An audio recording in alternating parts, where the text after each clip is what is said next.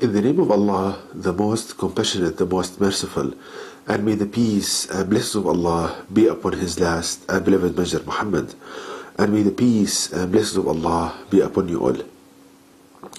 The title of this presentation is Understanding the Periodic Table of the Elements from the Quran, from the last revelation of Allah God to people. Now to start, here we have, as you can see on the screen, this is the periodic table of the elements as we have it today. Now I will show in this presentation how we can understand this table by pondering upon the verses of the Quran, the last revelation of Allah God to people. Now the key to understand the periodic table of the elements and understand the atom and its behavior is found in one verse in the Quran, which is verse number 61 of chapter 10 of the Quran, which reads, "Whatever you may be doing, and whatever portion you may be reciting from the Quran, and whatever deed you may be doing, Allah God is a witness thereof when you are doing it, and nothing is hidden from your Lord, the weight of an atom on the earth or in the heaven, not what is less than that or what is greater than that, but is in a clear record." So here Allah God Almighty is telling us that nothing is hidden from Him, not as much as the weight of an atom. So if we concentrate on this, as you can see on the screen, we learn so many things. Among these aspects, firstly that Allah God Almighty, when He says that nothing is hidden from Him, not as much as the weight of an atom in the heavens or in the earth, we learn that Allah is telling us that the basic building unit of the heavens and the earth is something He calls the atom. In Arabic, dharra. So we learn that the basic building block of the heavens and the earth is the atom. And similar, like for example, we say that the basic building block of a brick building is a single brick, and the assembly of multiple bricks makes up the building. So that's the first thing. The second thing is that we notice something very important, that Allah, God Almighty, links the weight of an atom to His description in the Quran, which means we can deduce from this that the weight of the atom, its weight, it's the main characteristic and it is the most important property of the atom, which means that its weight dictates its behavior, its response, it's everything for the atom, its weight. Because Allah, God Almighty, did not link its shape, its size to its description, only its weight. So to understand the periodic table of the elements, we only need to look at differences between the weights of the various atoms.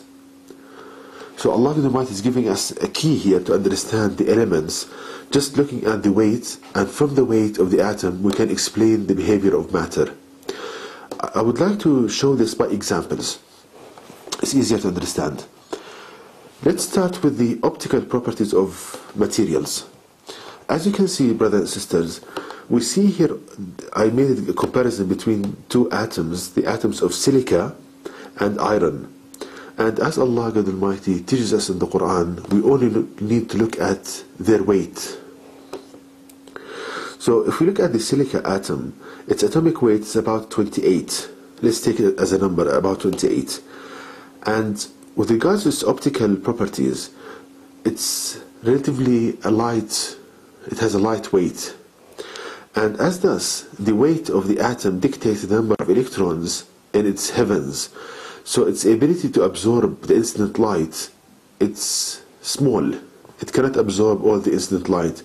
As thus, light can penetrate this material made from silica. So we see that, we notice that silica glass, for example, it's transparent. Now, if we compare this to iron atoms, the atomic weight of iron is about 56, let's say. And again, as we learn from the Quran, that the weight dictates all the properties of the atom. Larger weight means more electrons in the heavens, which means that the iron atoms can absorb the light incident on them, and thus it cannot penetrate the material, and thus it's not transparent to light. So we see, brothers and sisters, how by comparing the atomic weight of the atoms we can differentiate their optical properties. And this kind of understanding is far superior to anything we have been taught in chemistry classes and physics classes in school and colleges. This is straightforward. It is a very simple and straightforward understanding from the creator of everything, and not depending on the trial-error approach of humans. Let's take another example of the mechanical properties of matter. Here I chose the aluminium atom, which has the atomic weight of about 27, and with regards to its mechanical properties, a light atom means that the bonding between one atom and another is not that strong, it's weak, and as thus its mechanical strength and stiffness will be low. Now in comparison, of course, if we compare aluminium to cobalt, which has the 59 as atomic weight, it has a stiffness of 209 gigapascals, let's say 209 as a number. If we compare it to aluminium, it has a stiffness of 70 gigapascals. So we see how the weight of the atom differentiates its mechanical properties. A lightweight atom, a material made of lightweight atoms, is weaker than a material made of heavy atoms. Again, this kind of understanding is far superior to what people know nowadays of how to differentiate between different elements. Okay, let's take another example about the thermal properties of matter. Again, looking at the weight of the atom. If we have a lighter atom, this means that the number of electrons in its heavens is less, which means that the ability of the material to conduct heat is low. So let's take comparison between magnesium, which has an atomic weight of about 24.3, and copper, which has an atomic weight of 63.5. Now because copper has copper atoms, they have a larger weight. This means that they have more electrons. This means that their ability to absorb and conduct heat is larger. So we find that they have a thermal conductivity of 400, while magnesium has a thermal conductivity of 160. Again, seeing how the weight of the atom can explain everything with regards to the properties of matter, as we learn exactly from the Quran. The last example about the electrical properties of matter.